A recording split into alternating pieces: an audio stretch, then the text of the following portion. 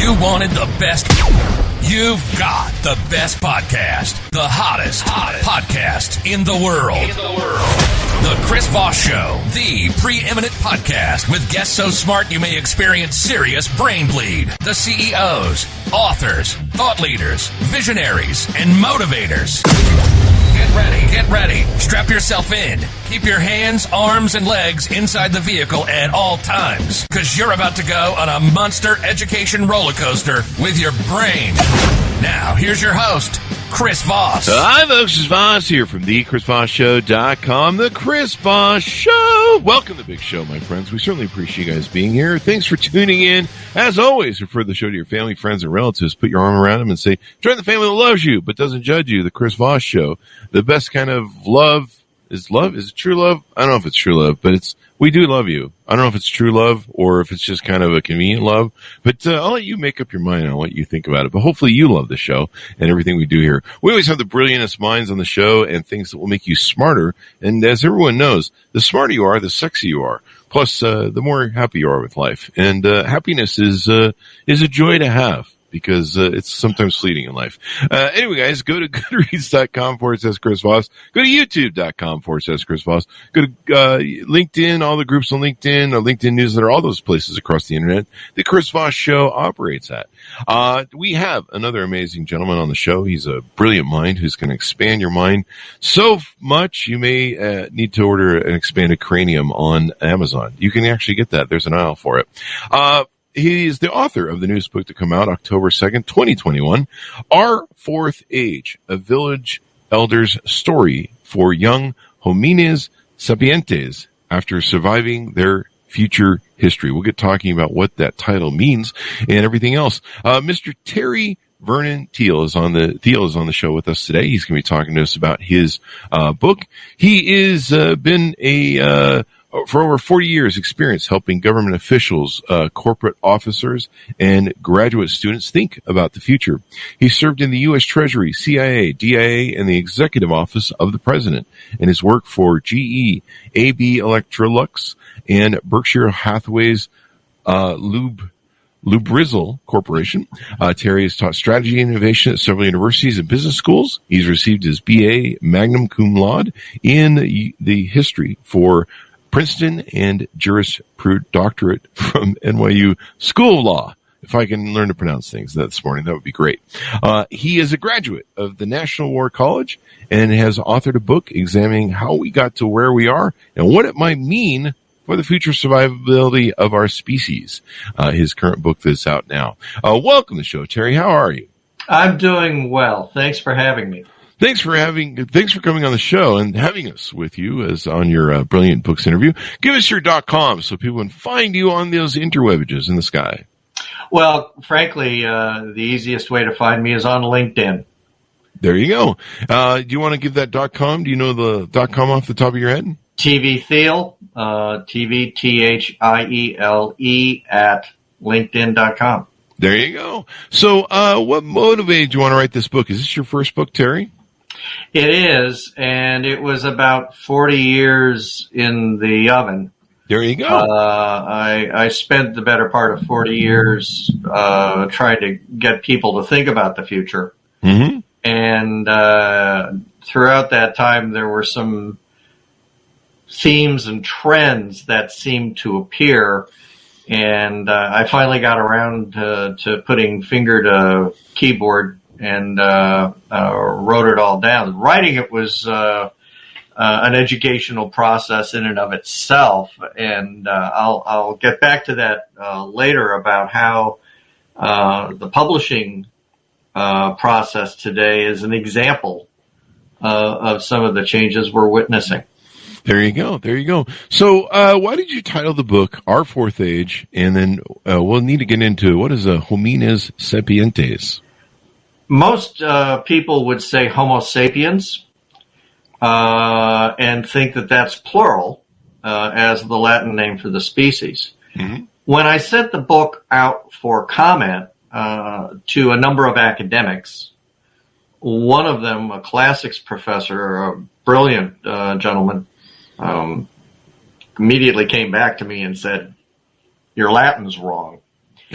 And it turns out that the plural for Homo sapiens is Homines sapientes. Ah. The reason I stuck it in the title, I dropped a footnote to it in the prologue, is a classic demonstration of how we think we know something when we actually don't.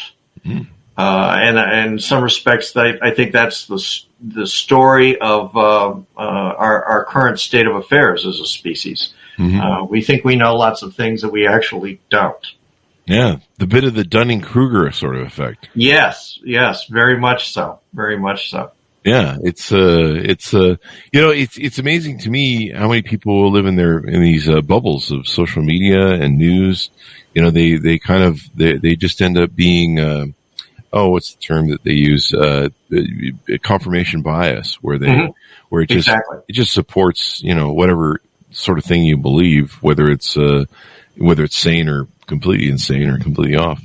Well, and again, there's interesting context for what you're saying. I'm going to back out and give you sort of the broad spread of how the book approaches our history as a species. As the title suggests, I would suggest that we are entering our fourth age. Now, the first age, I'd argue, is go back 200,000 years, thereabouts. And when we first became anatomically modern, okay? And we were hunter-gatherers on the savannah. Roll the clock forward to, let's say, 12,000 BC. Mm-hmm. And at that juncture, we evolved into farmers and herders. That's our second age. Isn't that called the pre-McDonald's age? Pre-Big Mac age? I think that's the scientific term for it. Yeah. Go forward again to, I'll pick a date, 1785. Why that date? Well, that's about the time that steam engines became commercially available and were reliable. And that jump in energy production powered us into the third age of mass production, where we made things. We were manufacturers. That's the Big Mac age then, yeah. The Big Mac. Quarter pounder age, I think, fries. And I picked 2020 with COVID as sort of the jump off for what I'll call the fourth age. That's interesting. Why do you... And I'm characterizing the fourth age, the justification for it is based upon what I would argue are dramatic societal and technological changes, the like of which our species has never before experienced. Well, that was definitely something that was a huge change. And how many just for conversation's sake, do we have more ages after the fourth age? I'm just yes, actually, I'm working on the fifth age, assuming we survive the fourth. Yeah, that's what I'm wondering about. And but we'll get to that in a little bit. All right, we'll stick with one age at a time. Let's talk a bit about the fourth age. We have enough trouble. What societal changes are we talking about? Well, I would argue that for what the data tells us is that for the first time ever, more people live in cities than in the country. For the first time ever. When you look at the demographics of the world, everybody's concerned about overpopulation. Well, if you look at the data, half of the countries of the world are not reproducing themselves. Japan, Korea, Eastern Europe are forecast to be losing 40% of their population. China just crossed that threshold too. China has reached its peak population, and it is getting older and smaller. Yeah. Interestingly enough, when you speak about India and China, India is still growing, but they both have a major issue that other countries don't have. For cultural and legal reasons in the two countries, for decades, they have been self-selecting male babies over female babies. So in China, you've got 25 million Chinese men for which there are no Chinese women. Yeah. And in India, I want to say it's above 60 million Indian men for which there are no Indian women. Mm-hmm. So if you're looking at social disruption, not only are shrinking populations disruptive, but that there's a heck of a lot of unrequited testosterone involved in those two countries. Oh, yeah. 95% of the population increase that the UN is forecasting between now and the end of the century is all Africa. Wow. Some of those countries, I want to say Nigeria, I'd have to go look at the data, are forecast to grow up to 450%. In Africa. So when you look at huge population increases, huge population decreases, and urbanization, we are going through dramatic changes that we have never seen before. And I would argue that my grandchildren, any child born now, is in a unique position compared to any child born previously. Because any child for the past 200,000 years could look at their parents and their grandparents and say, my life is going to look something like that. Mm-hmm. I don't think that's true anymore. And partly because of societal change, but also partly because of technological change. Yeah. When you look at what is going on in terms of 3D printing, artificial intelligence, the internet, synthetic biology, nanotechnology, cheap, ubiquitous off-grid energy, and there are several other disruptive technologies, they are all coming to commercialization at the same time. Mm-hmm. What that means is we are going from a third age global economic model of a few making many to a fourth age economic model of many making a few. Wow. And what that means is most of the economic criteria that businesses have used to measure success, economies of scale, inventory, barriers to entry. Mm-hmm. Well, with 3D printing and new materials and instantaneous communication, those barriers to entry go away. Anyone can compete with anyone. So the traditional model of where you made 80% of your revenue off of 20% of your SKUs, mm-hmm. That's flattened out. You make 100% off of 100% because the model of economic performance is going to be very different. Mm-hmm. Now, it's not everywhere all at once, but it's the old quote, the future's here, it's just unevenly distributed. Oh, wow. So you're seeing it in certain aspects, and the most obvious is with music and publishing. This is Christensen's long tail, mm-hmm. where the internet and computers have enabled a revolution in how music is made, sold, distributed, mm-hmm. Netflix versus Errol's, if you remember VHS tapes. Yeah, I definitely do. Yeah, and so I'm getting back to my book. When I was first writing the book, I thought, I'll go find an agent, and the agent will help me go find a publishing company, and the publishing house will, make my book a New York Times bestseller. And I rapidly discovered that agents are only interested in you if you have already published or you already have a large social media following, neither of which I had. I luckily had a colleague of mine who was in the process of writing his first book, and he was about 6 months ahead of me, so he mentored me through the process. Mm-hmm. Both of us self-published on Amazon. I want to say 85% of the books that are published today are self-published. Yeah, I would believe it. And it is a fundamental revolution in the publishing world. It's an entirely different approach. Mm-hmm.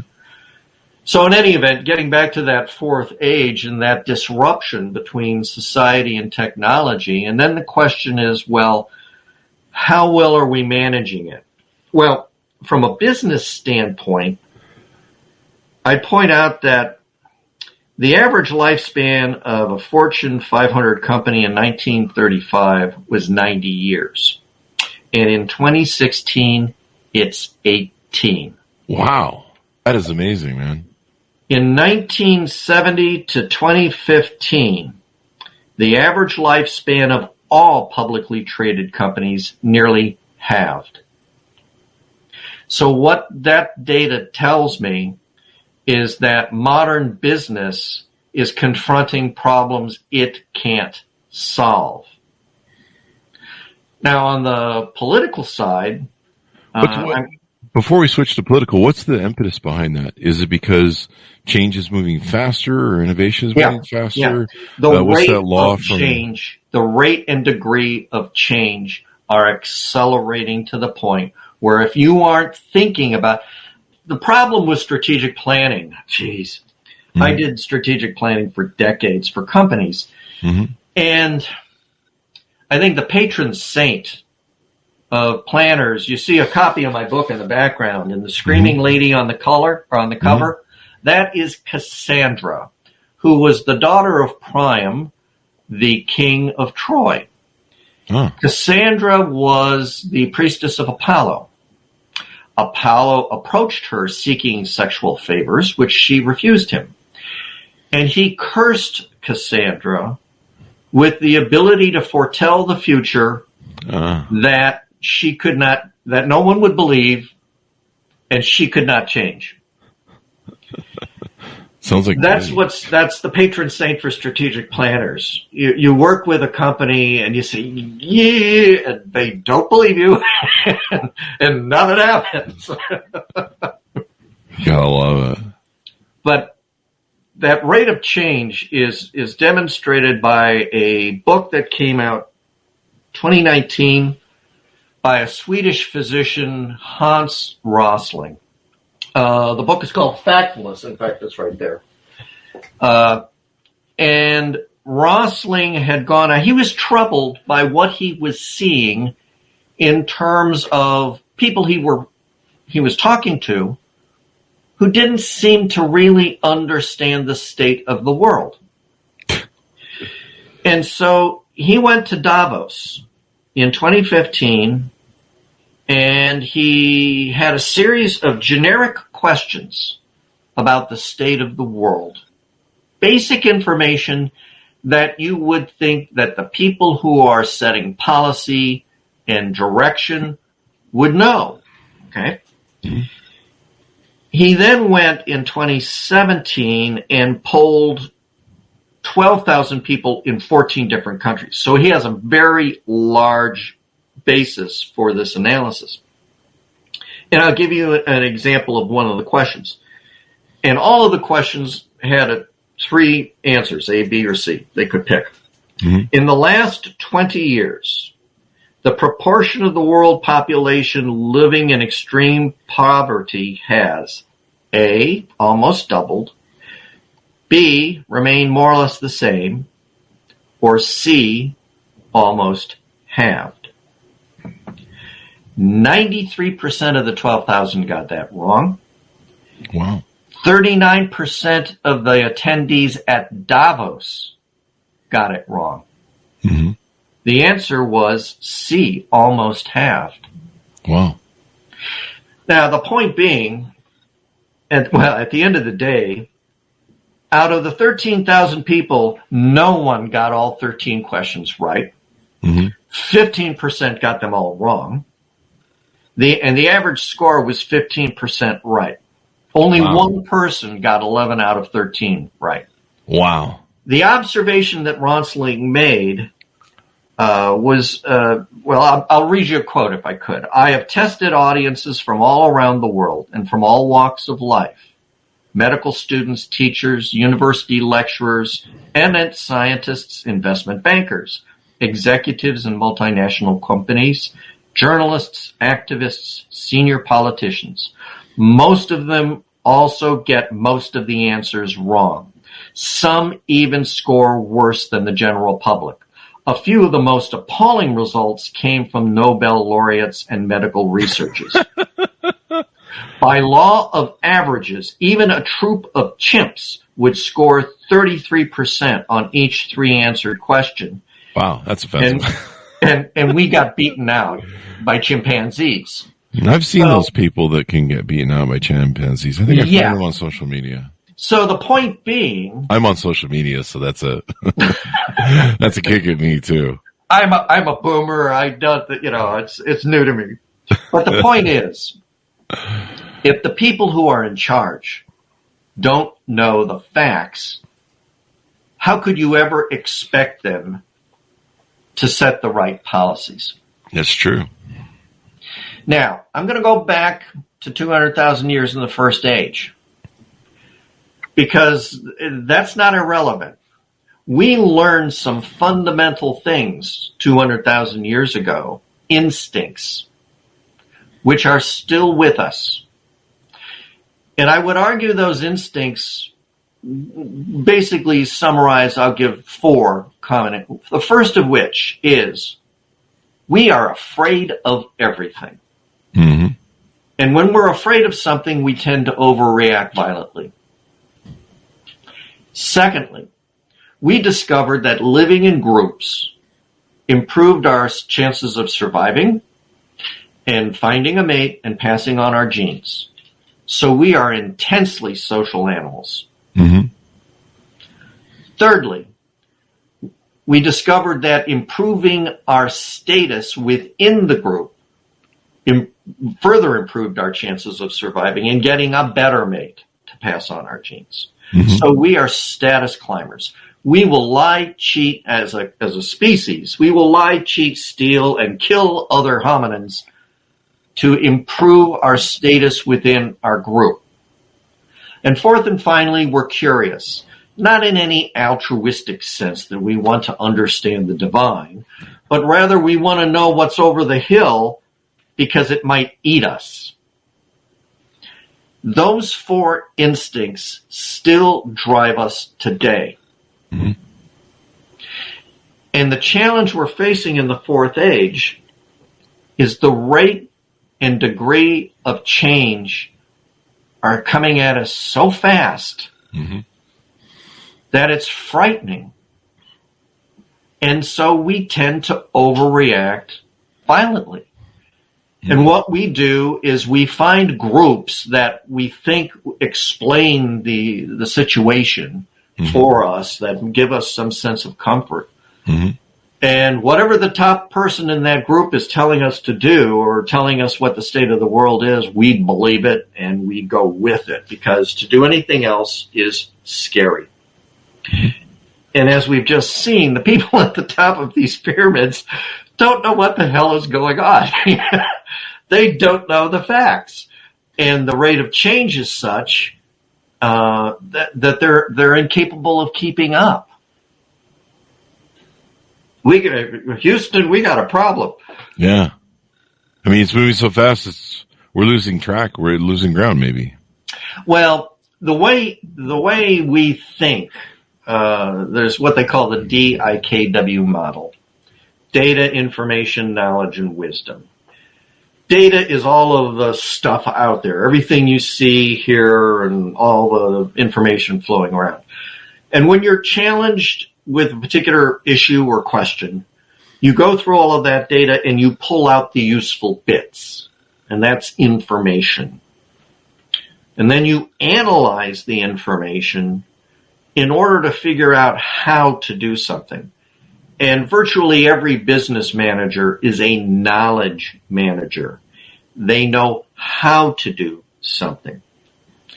Now, the difference between knowing how to do something and knowledge and wisdom is knowing what to do, not necessarily how to do it.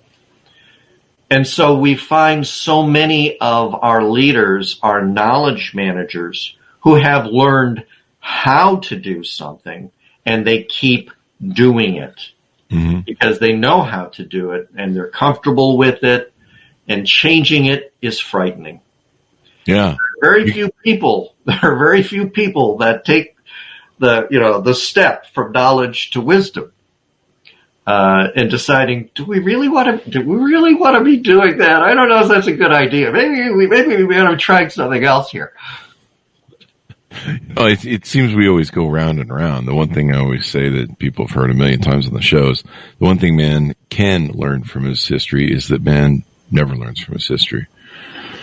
So thereby we just go round and round, and we end up kind of seemingly repeating the same history and problems and mistakes that we make as a group of humans. Well, just a classic example of how much we've changed. We currently consider dyslexia, autism, and ADHD as negatives, as mental incapacities that need to be cured. Well, it makes you wonder, why, where did they come from? Well, ADHD, or I should say dyslexia, I misspoke. Dyslexia was never an issue until we started writing. The ability to switch the letters, that didn't impact anybody before there were letters to switch. Or something to write with.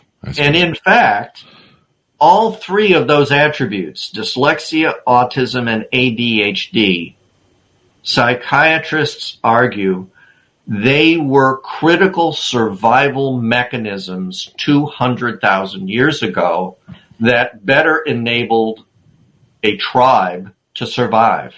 Because the guy that can't sit still and is always fidgeting and going off and doing something is the guy that finds out what's over the hill. Mm-hmm.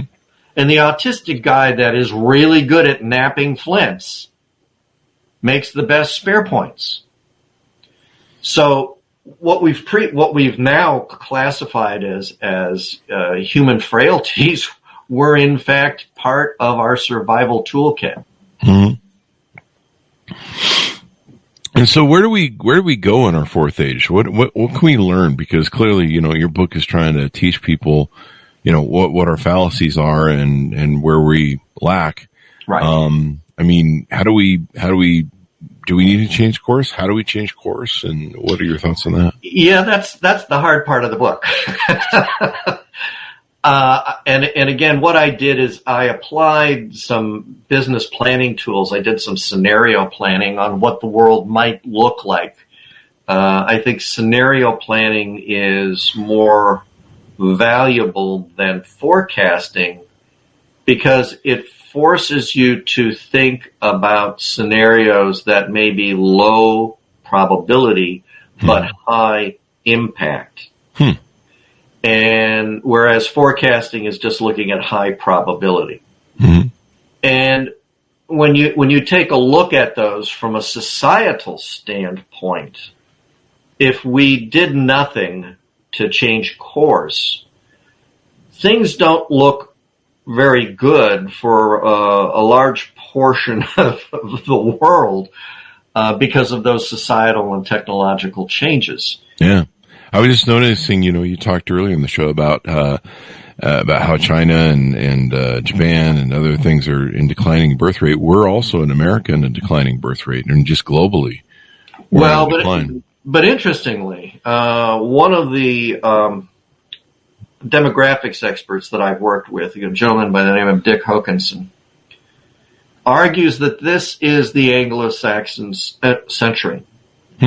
Because looking at the data, he says that the United States, Canada, UK, Ireland, Australia, New Zealand, of all of the developed world, we are the closest to maintaining a birth rate that will maintain the population. But more importantly, those are the countries where the talented, ambitious, educated people in other countries want to move. Yeah. And so we tend to have our populations augmented by self-starting people who are willing to take the risk to get up and change their circumstances. What about our marriage rates and our birth rates? Because those are in decline. In fact, massively, there's been this huge thing that's going on where we have fewer men going to college than ever before. Yeah. In fact, they have women outpacing them. And one of our societal issues that we have is women usually date up hypergamously. They usually date someone who earns more than them and has more resources and security. And it's actually a biological thing for eons of time. And now we have the problem we have is, these young men are going to college, so their financial futures are likely going to be impacted. I know some companies are starting to change where they're, I think even an airline said they're going to not require a college degree for men to do stuff, but men have been kind of tuning out. And some of the social media things that have been going on and impacting some of the expectations of both parties have been delusional. And so they're not mating, they're not marrying up. I lived in Vegas for 30 years, and I remember the moment Vegas announced that, hey, people aren't getting married anymore, so we're not running 24 hours a day on our licensing. And I was like, that's an interesting sign. Especially when you consider how, drunk people get in Vegas and end up married. Yeah. And, a lot of things have changed, but, the marriage rate's falling, and the marriage rate is, families and marriages and all that stuff is a key tax building block for the U.S. government and governments around the world, making money, and then, of course, a growing tax base, like we talked about earlier. So, are those things the stuff you discuss in your book, or have you thought through those sort of elements? Well, again, I've been looking at the demographics with a longer time frame. Okay.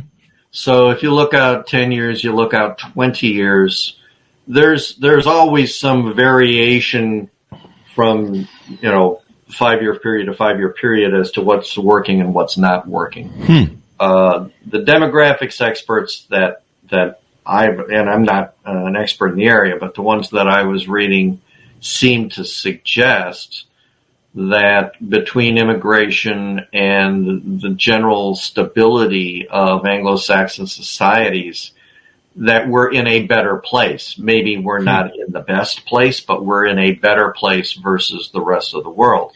I look at a country that's getting Russia's losing 14% of its population. Yeah. Meanwhile, Africa, the average country is growing by 200%. Both of those are extremely destabilizing, whereas the shifts in our demographic profile, pro or con, are let's say closer to the error bars, such that we can socially we can manage them, whereas others in other countries are virtually unmanageable. And of course, it all depends upon how it plays out. If I had to forecast what I think the future holds in terms of what will save us, because again, we get violent when we're afraid, and there's a lot of scary things going on.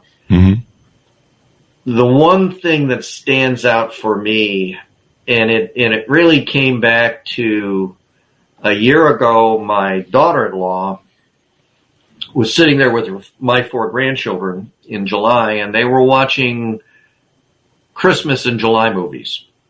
So they were watching Home Alone. And Macaulay Culkin was watching a taped movie on a VHS player about some gangsters. Oh, yeah. And my grandson looks to my daughter-in-law and says, "What's that machine? What is that? What is that thing?" Strange. And she explained, well, back in the day, you could get a VHS player or a beta player, and what you'd do is you would go to a store, and when movies came out, they would ship to these stores these little boxes with tapes in them. And there'd be rows and rows and rows of these boxes on these shelves, and you could, if you were lucky enough to get there fast enough for a popular movie, you'd grab one of those, and you rent it and took it home, and you stuck it in that machine, and then you played the tape. And then at the end, we have another machine that you would take that out, put it in the other machine to rewind the tape before you took it back. And my son-in-law, or my grandchild, I should say, who's a bit of a smartass, looked at her and said, "How did you live like that?" And there's a wonderful YouTube video of two teenagers being given a rotary phone. Oh yeah, I love that. And video. I'm trying to figure out how to use it. The point I'm making with those two examples is our children, my grandchildren, grew up in a time where the rate and degree of change was accelerating. Mm-hmm. So for them, they have never lived without having 24/7 instantaneous contact with the entire world. And they have observed rapid evolution in technology, as well as intimate awareness of social trends and social activity.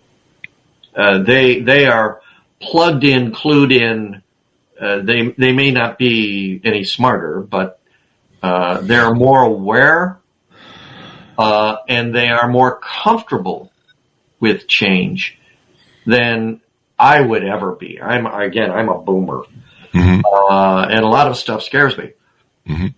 And so my hope for the future is that my grandchildren have the adaptability to cope with the change without becoming so frightened that they do the unthinkable thing. And what is the unthinkable thing? Well, I think we're getting close to it in Ukraine. Oh, like war and maybe nukes? Yep. There you go. It's interesting. I think a lot of us assume that war was something of the past, and that we kind of lived in an age where there was enough balance in economic pressures to keep people from going to war, and we found out that we're completely wrong on that. There's still madmen in the world who just really don't give a fuck. So there's I was a minor Cold Warrior. Mm-hmm. When I worked in the government in the 70s and the 80s. And I'm going through deja vu at the moment. Yeah. It's like I've seen this movie before. Yeah. It doesn't take much to spin out of control. And, no, it sure doesn't. It sure doesn't. And and again, it's really in a way fascinating when you look at how technology is changing warfare. Yeah. And just the whole process of intel collection and analysis, the amount of what they call open source intelligence, OSINT, the ability to get satellite imagery of what's going on in real time on open source is just completely and utterly amazing in terms of how that impacts what we're doing. The problem is that the decision making that goes along with it isn't up to the task. It's true. We're still making sometimes old world decisions. So let's wrap up. And what do you hope people come away with your book? What do you hope they learn? I hope people come away with some humility and recognition that what they are absolutely certain that their group believes and their view of the world is the right view might not be all it's cracked up to be. I would hope that people would step back and if all those people at Davos got all those questions wrong and we got beaten out by a troop of monkeys on basic facts of the condition of the world, maybe we ought to pay a little more attention to getting the information right going into our knowledge analysis. If people become a little more sensitized to the rate and degree of change and appreciate that. And again, I'm counting on the youngsters. I'm counting on young people who go, oh, yeah, I got this. This change, yeah, this is cool. I'm okay with this. Because I'm not. It scares the shit out of me. Yeah, it's crazy some of the things that are going on you see in the world. We seem to be becoming more hedonistic when it really comes down to it, in my opinion.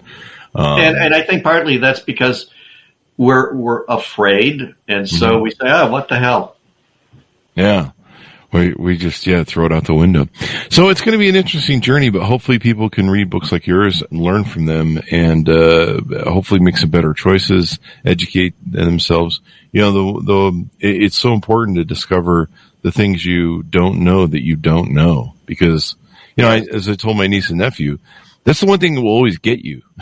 Usually the one thing that always gets you is that one thing you're not watching for, the things you don't know that you don't know. And it's changing so fast that can I give you one last example? Sure. Sustainability, climate change. Now, I'm not arguing whether or not climate change exists. That's not the point I'm trying to make. The point I'm trying to make is that to the extent that policymakers are concerned about climate change and they are implementing policies in order to offset it, they're creating and implementing policies for the next generation with the unspoken assumption that a third age Henry Ford mass production economic model where few make a many is going to continue. But those climate change policies are not going to work in a world where many make a few. The policy implications, how one addresses millions of manufacturers making on their kitchen tables with 3D printers customized products for their local markets. That's a whole different footprint and requires a whole different set of policy thinking than what they're doing. And this is where the monkeys are beating us out. Yeah, the monkeys are beating us out. It's going to be an interesting ride, man, in the fourth age. And how long do you think this age will last, the fourth age, or does it just determine upon our survival and to that whatever the it's next interesting. I don't know, but I do know. You had asked me, is there a fifth age? The fifth age of the book I'm working on is when we finally expand as a species beyond Earth. And we start populating the solar system. Ah, there you go. So once we start having reproducible populations someplace else, be it Mars, be it asteroids, be it the moon, be it space stations, whatever the venues are, what does that do to us as a species as we leave the place that established our instincts that we've already seen we still carry with us? And how does that change us, that fifth age? That'll be interesting to see how that turns out. Well, it's been very insightful to have you on the show, Terry. I've enjoyed it. And hopefully you've given us advice so that we can survive until the fifth age. So there you go. We can only hope. that or at least, you can do whatever you want with everything after I'm gone. That's my policy. I don't have any kids, so I'm not vested in it, but you have grandkids.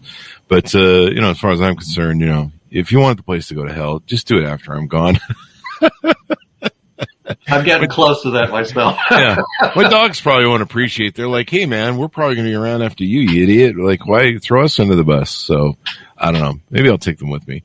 So there you go. So, Terry, thank you very much for coming on the show. We really appreciate it. Thank you. Appreciate you having me. Thank you. And give us your .com so people can find you on the interwebs once more.